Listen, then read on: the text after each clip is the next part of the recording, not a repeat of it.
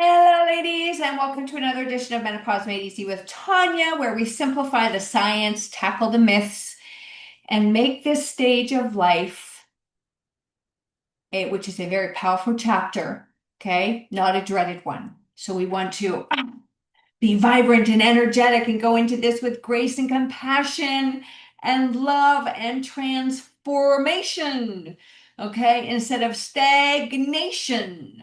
Alrighty, so today we're diving into something that could be the missing piece of the menopausal puzzle.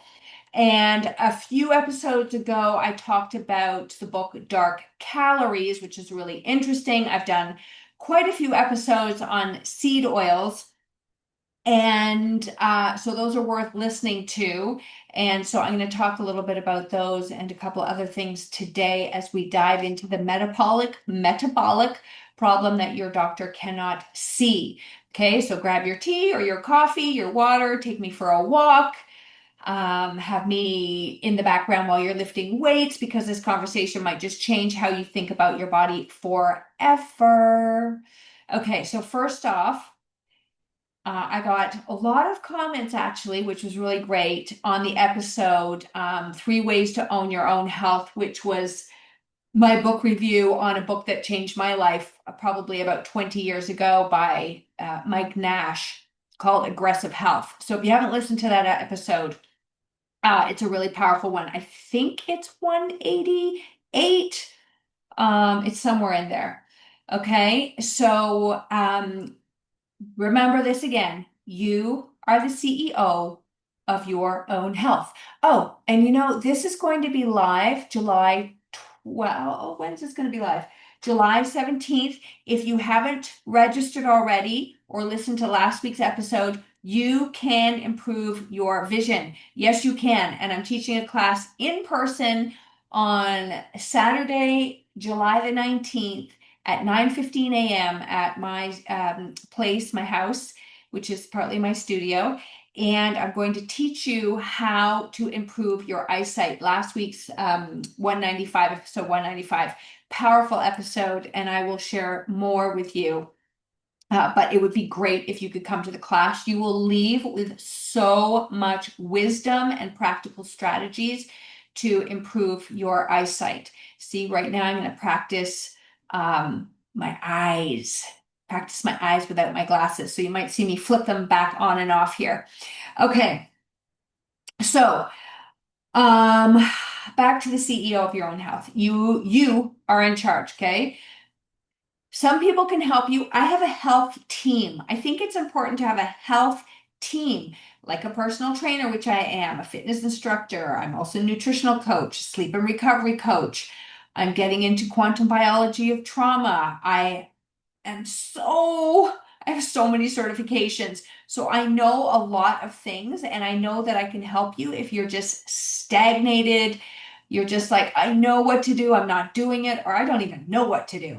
I mean, I personal train people on just working their feet so that they can reduce the pain of bunions. I've helped so many women with their feet, with their hands, build strength, flexibility, movement. It can be whatever you want. Clean up their diet, right? And just give them a structure so that they know what they're doing. So you are the CEO of your health and you decide who you bring on to as a team. And I like a multi, factor. I like having different people, okay? Not just one person, but you have to decide for yourself, okay? But at the end of the day, your doctor, me, people that are in your health team, they can help you manage your health, but you are the one that needs to do the work. You need to do the action. So that is what I'm here for a lot of the times, is to help motivate, support, and keep you accountable.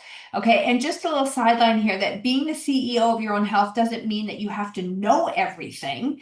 Okay, it means that you need to ask good questions, pay attention to your symptoms, and make decisions based on data that your body is giving you. And I think the biggest thing I see, and even with myself, as I talk about this as peeling the layer of your onion, you can only see that top layer of your onion. Okay, once you get past that top layer of the onion, there's another layer and another layer.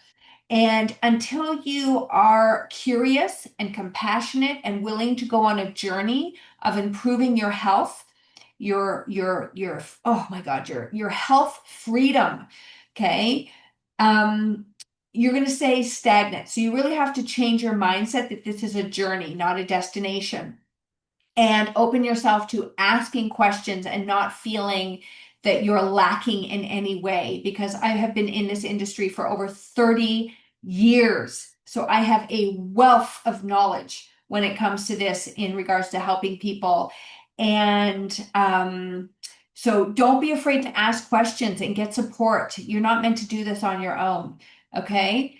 And one thing you can really start to do, though, is just pay attention to your symptoms, become aware, and then you can begin to ask questions and find answers, which is kind of like I did with that last week's episode regarding vision.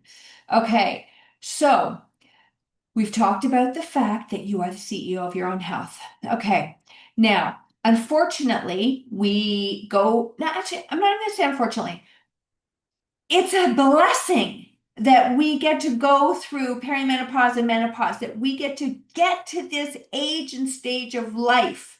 Okay. And we are beginning this transformation from caterpillar to butterfly. And some of us might be in this chrysalid right now. And we're just, oh my God, we're trying to get out. We're stuck, stuck, stuck, stuck. And it's chaotic, but we're going to get to the other side. So it's not, unfortunately, that we're going through this transition. It is a blessing that we have arrived at this place in our life. Okay. And in the blessing, in this chrysalid, there might be issues that are coming up like fatigue and stubborn weight gain and cravings, okay, that often get dismissed or blamed on aging. And it's not entirely true, okay, because look at the younger generation. There's a whole shitstorm happening over there. Okay. Our environment is causing chaos. Now, add in the chaos to this hormonal shifts that we're experiencing, and it can get a little loopy doopy. Alrighty. Okay. So, the unfortunate part is that a lot of the menopausal symptoms get dismissed or blamed on aging. And this is where being the CEO of your health really puts you back in the driver's seat. Okay. And have a sip of water, have a little water break. Okay. So this book, Dark Calories, pulls the curtain back and says, just a minute, there's something happening. And you have heard me say this a gazillion times. We are just cells. We are just cells. We are cellular beings. We are more space than matter. Okay. And it all starts at the cellular level. And your cells are listening to your words and to your thoughts. All right. So if you've ever been feeling like you're walking through mud all day, you're tired, you're foggy, you're heavier, it is not just your imagination, because there are things that are happening. Okay. But it's a sign your cells are not accessing energy properly. And oh my gosh, the things I'm going to share with you coming up are going to be mind-blowing. And if you want to know them sooner or go into more detail, then please join my Midlife Reboot program, because these are the things we're talking about. Okay, so this lack of energy, all of these things, is that your cells, okay, cannot access energy properly. So think of it like this. You're eating food, but your cells aren't getting the memo. And I could go on so many tangents right here, but I'm not. I'm going to keep it here. I'm going to keep it here. Okay. So you're eating, but the cells aren't getting the memo that energy is coming in. So they're sending signals back to your brain saying, I'm starving and I need more, even though you just ate. And if you've been in with me for years, I've talked about this for 15, 20 years. I call it you're overfed and undernourished. Overfed and undernourished. Okay. So you've eaten, your cells don't recognize it. Okay. They say, I'm starving, I need more. And even though you just ate, cue the cravings, cue the stubborn fat storage, cue the exhaustion. Why? Because of something many doctors aren't trained to spot early, and that's insulin resistance. And before I continue, go back into my episodes, because even before insulin resistance is leptin resistance. Okay, when your cells are not hearing your messages that you are full. So go back and listen to that episode and really listen to it. And when you're learning something, you're going to hear 10% or less of what I'm saying, because you're only going to hear what you're ready to hear. So every time you listen to one of my educational episodes, you're going to hear it differently, because you're going to look at things differently, and you're going to be curious and open, and maybe you've peeled a little bit of that layer, and then you're going to hear something else. All right. So go back and listen to that leptin episode, but let's break this insulin resistance down. So when you eat, especially carbs or sugar, and I've done a gazillion episodes, well, I've not done gazillion, I've probably done about 40 episodes on sugar and cravings and all that kind of stuff earlier in my podcast. All right. Your blood sugar rises, and your pancreas releases insulin. And this insulin is a hormone that acts like a key to unlock your cells and let the sugar in to be used as energy. Okay. But over time, because of stress, processed food, poor sleep, hormonal shifts, which happens during perimenopause, menopause, your cells can get numb to insulin's message. And it's a lot like the locks on the door are getting rusty. And you know what? A good analogy is, when your kids are doing something and you are almost yelling at them and they don't hear you. That's kind of like what's happening with the cells. Okay. They get to a point where you could yell as loud as you want and they're not going to respond anymore. All right. So over time, these things that we do in our life is causing our cells to not hear the messages. All right. And so what happens is your body actually releases more insulin, okay, hoping to shove that sugar into the cell. And as we've talked about before, high insulin equals fat storage mode. High insulin equals cravings for more sugar. And high insulin equals constant fatigue, because your cells are still starved for energy. Again, I could go on a tangent, but I'm going to pull it back. Okay. All right. So it's this vicious cycle. And here's the kicker, everybody. You can have insulin resistance for years before your blood sugar levels show up as diabetic on a lab test. Okay. And that's why in Dark Calories, she calls it in chapter 3, the metabolic problem your doctor can't see. Because if you go back, I don't know what episode it is, but I say 3 blood tests that you need to get. Okay, so go and listen to that episode, and it'll tell you the 3 blood tests that I suggest getting besides your HbA1c. Okay, so unless your doctor is willing to look deeper, okay, testing your fasting insulin, not just your blood sugar, it gets missed. So I just gave you another hint of what test you need on your blood work. All right. So now, why does this matter during menopause? Because estrogen plays a big role in keeping our cells sensitive to insulin. And when estrogen drops, guess what? Our insulin sensitivity drops too. Meaning that if you didn't have a metabolic issue before, menopause can flip the switch. Not so fun.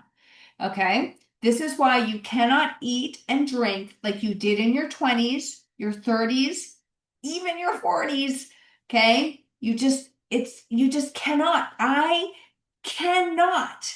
I, and you know what? I don't have to change. I want to change. I want to change because I want to feel freaking fantastic as I age. And so it's my responsibility to myself to notice the things in my life that are dragging me down and do the emotional, physical, mental work, okay, to improve myself so that I don't get lumped into mainstream media's message that you're just aging. It's just because you're aging, these are the things you're going to feel.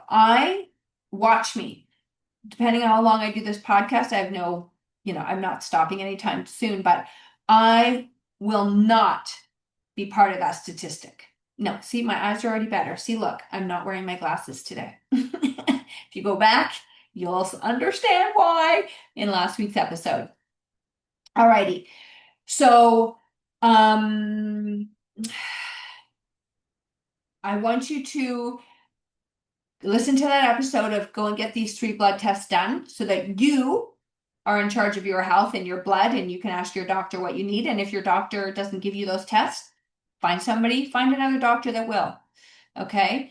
So when our estrogen drops, okay, I'll go back here, our insulin sensitivity drops too. And if you didn't have an issue before, you might have one now because it can flip the switch. So suddenly you're living in a body that feels foreign. And this is what happens to a lot of women. They're gaining weight around their belly, even though they haven't changed anything. But I just went on that tangent, so you may know why. Okay, you're tired no matter how much you sleep. I've done episodes on sleep. Really important to get that under control. Okay, you're craving carbohydrates, even though you know they will make you feel worse, but you're still craving them. Like I say many times, I'm not craving an avocado or a steak, mind you, that's changing. It's very interesting, the things I'm doing. Okay, so you're craving these carbohydrates, but they're making you feel worse. And this has nothing to do with willpower. Nothing. Okay? You cannot out willpower your gut microbes, your microbiome. Nope, you cannot. Okay? They are screaming and yelling, and there's a whole protocol that you can do to help with that. You can listen to my episodes, or you can call me up and we can chat about it. All right. So what do? We step into our CEO role. We stop blaming ourselves. We stop looking externally for somebody to fix us. And we start making decisions that repair the communication between ourselves and insulin. And I'm going to give you 3 practical tips to start.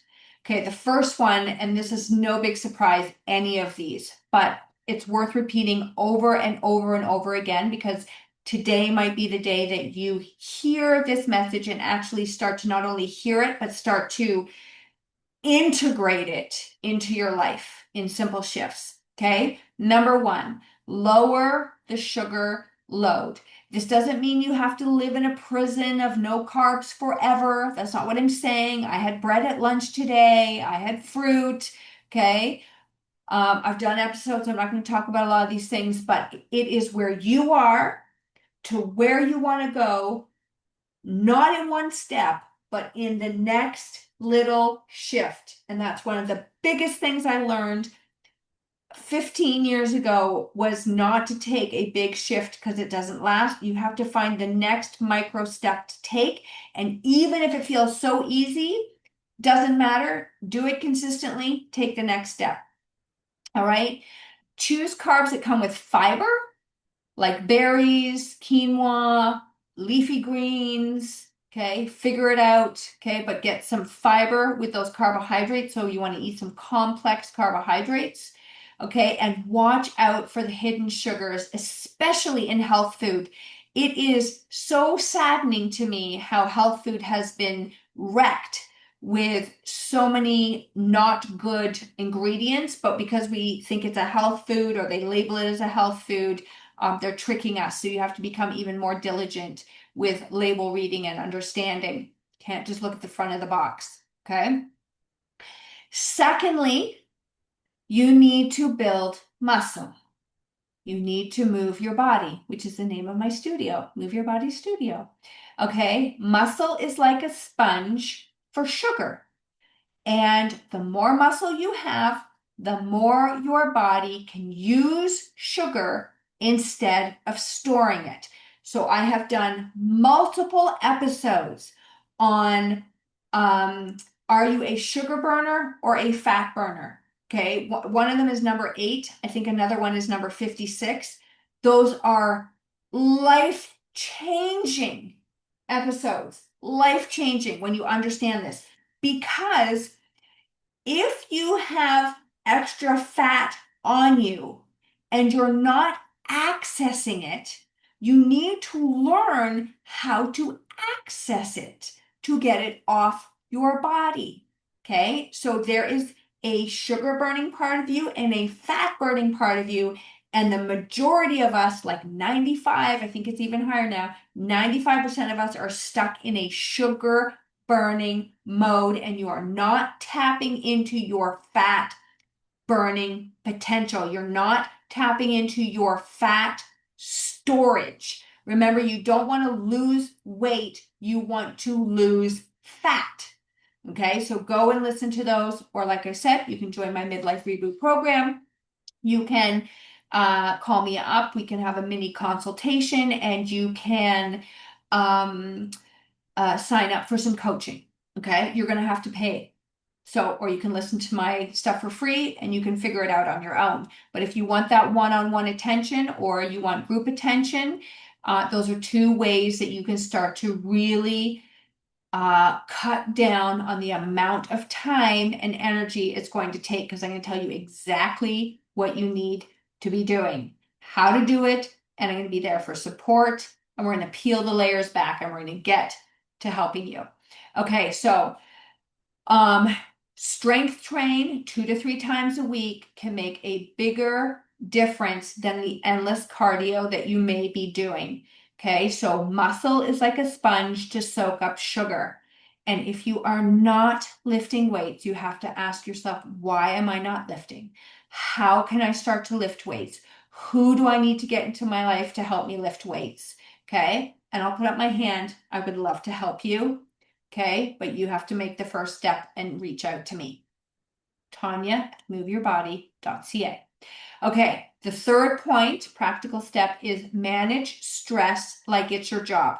Okay, we all have stress. This is not about getting rid of stress. This is about how do you manage stress. Okay, stress raises your cortisol, which raises your blood sugar, which raises your insulin. It's all connected. Okay, stress raises cortisol, which raises your blood sugar, which raises insulin. It's a loop. All right, so what are a few things you can do? Again, none of these are going to be life-shattering. It's the micro things you do every day. Deep breathing. We breathe 20,000 times a day. Okay, most of us are completely unconscious and oblivious to our breath. So can you take 5 minutes or just on the toilet or something and just come into your breath? Let's take one right now. Through the nose, chest, ribs, back, tummy, and a big exhale.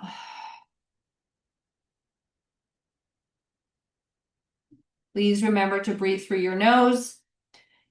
It forms nitric oxide. You can go and look that up. Okay, it's also much better for your health when you nose breathe. All right, walk outside, ground yourself in nature, go touch a tree, get outside and get some sunlight. And I've got some wicked episodes coming up about that. Okay, and then say no to the things that drain you. All right. So one thing that we practice in my midlife reboot is a lot of us can automatically at times say yes. And what we're learning to say is, that sounds wonderful. Let me think about it. Okay. So you're not emotionally reacting. You're giving yourself time to feel it in your body if it is right for you.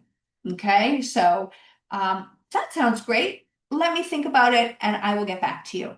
So setting some boundaries. These aren't luxuries. Okay. These are very small little steps and they're necessities. They are necessities for your metabolic health.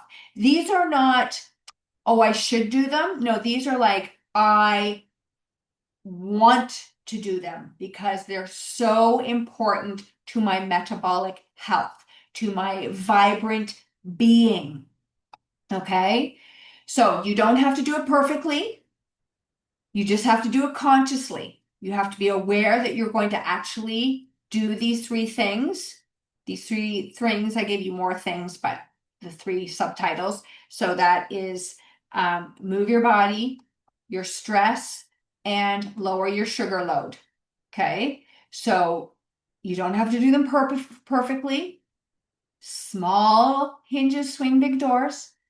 Simple shifts done consistently over time, but you need to be conscious about them. Okay, because once you start treating insulin resistance at its core, not just slapping a band-aid on the symptoms, you'll start to feel alive again. You'll feel clearer, you'll feel stronger, you'll feel more like you.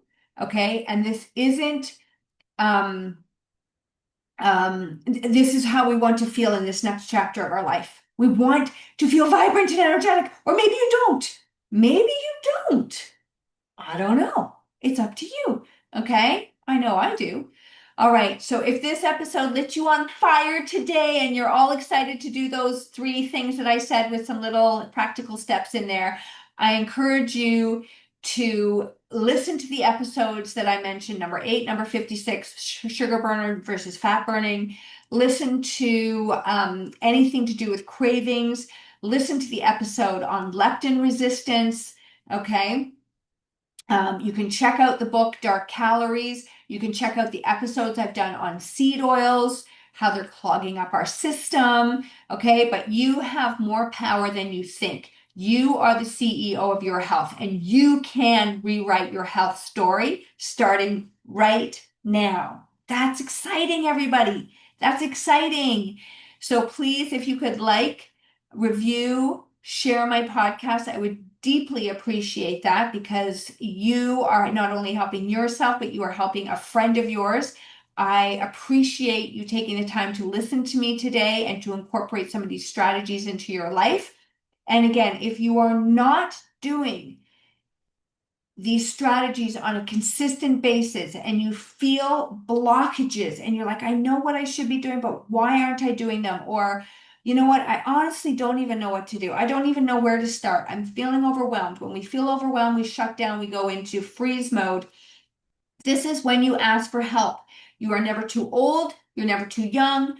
You just have to want to make changes. Okay. You have to want to be the CEO and you have to no, you don't have to. It's just, I want to do these things. I want to do them. So if you want to do them and you're stuck, please reach out to me. All right. So, like I said, if you love today's episode, please share it with a friend who needs to hear it too. Don't forget to follow me so you don't miss any episodes. And until next time, everybody take care of yourself. You're worth it. And I will see you in the next video.